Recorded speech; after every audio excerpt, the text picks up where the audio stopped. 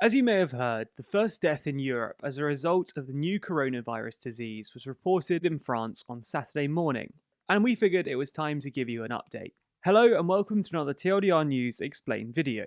We've been following the developments of the coronavirus, as a lot has happened since our first video on the subject. But in case you missed it or you need a refresher, there's a link in the description.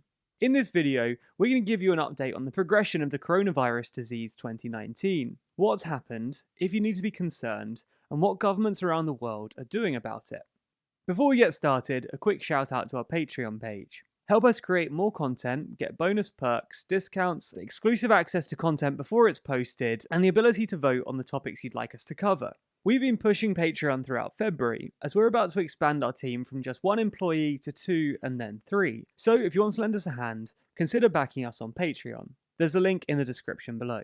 First off, let's start with the current situation. As many of you pointed out after our last video on the coronavirus, we didn't answer the question we posed about whether it's getting stronger or not. Well, there's no evidence to suggest that it's getting stronger, but what we can say is that it's still spreading. On January 30th, the World Health Organization classified the new coronavirus disease as a global health emergency, while shortly after, airlines began suspending flights to China, and countries began restricting entry of people travelling from China.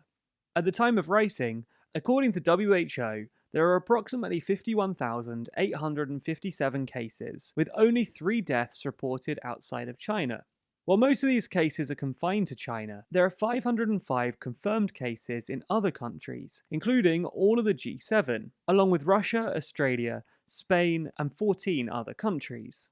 In addition, Egypt reported its first case, making it the first case on the African continent. As we said earlier, the first death in Europe as a result of the new coronavirus occurred in France on Saturday morning. That was an 80-year-old Chinese tourist in Paris, who is from the Hubei province, the same province that Wuhan, the city where this virus was first reported, is located. It's worth noting here that as of February 10th, the number of deaths in China that were caused by the new coronavirus surpassed the number caused by the SARS epidemic, which killed 774 people worldwide.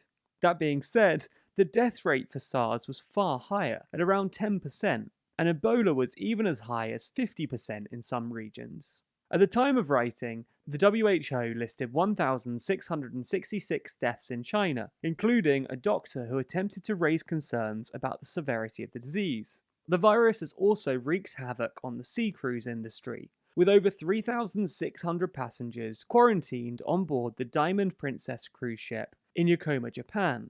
As of February 13th, the number of passengers on board who were confirmed to have the virus was 218, the largest number of coronavirus cases outside of China. On Saturday, the United States State Department informed American citizens on board the vessel that they would be evacuated to the US and would be quarantined for at least 14 days. This makes sense because, as we said in the last video, the incubation period can last anywhere from 2 to 14 days. However, on Monday, it was reported that after these people were evacuated from the ship and en route to the airport, officials were informed that 14 had been infected with the virus. Those cases were moved onto a containment area in the flight, where they were continuously monitored. This has effectively doubled the number of cases in the US, as there had only been 15 reported cases before this. So you might be asking if you need to worry. Well, while the WHO has declared this virus a public health emergency of international concern, the answer is pretty much the same as last time. Unless you've travelled to China recently, or been in contact with someone who has travelled to China, you probably shouldn't worry. It's worth putting it in perspective by saying that 40,000 people died of flu in the US alone last year. Also, the death rate is currently about 2 to 3%, so the vast majority of those infected go on to recover from the virus. So although these deaths are absolutely tragic, it doesn't quite represent the immediate globe-ending concern that some media outlets might like you to think. However, the World Health Organization still recommends that common measures are taken to prevent the spread of the virus. They recommend the frequent washing of hands, good respiratory hygiene such as covering the mouth and nose when coughing and sneezing, and avoiding touching the eyes, nose and mouth to prevent transferring the disease from any surfaces. You should also seek medical attention if you begin to develop a severe or persistent cough, have difficulty breathing or fever. And obviously, if possible, you should avoid travelling to China, and avoid contact with anyone who has been to China recently. It's also worth noting that according to the NHS, the deaths that have occurred so far were people who appeared to have pre-existing health conditions. So all of this begs the question, what can be done about it? Well, the WHO continues to assist countries with their containment and treatment efforts. Countries are taking precautions at airports and points of entry to monitor the arrival of persons who are possibly infected. The WHO is also working with countries to compile any and all information regarding the virus, in the hopes that it might eventually lead to a vaccine or some other effective treatment. And there's a bit of good news on this front. Because of the successful mapping of the virus's genome, the NHS developed new specific tests for the virus. This will make the virus easier to detect and hopefully easier to contain. Also, beyond the practical steps of how you can protect yourself, it's worth noting the way that people talk about the virus. Previous outbreaks like SARS led to fairly widespread racism and stigmatization of Chinese people and Chinese culture, and it's worth trying to prevent this from happening again. There are already some stigmatizing and avoiding Chinese people, and people commenting on the Chinese diet and food practices, which have been linked to the virus's development.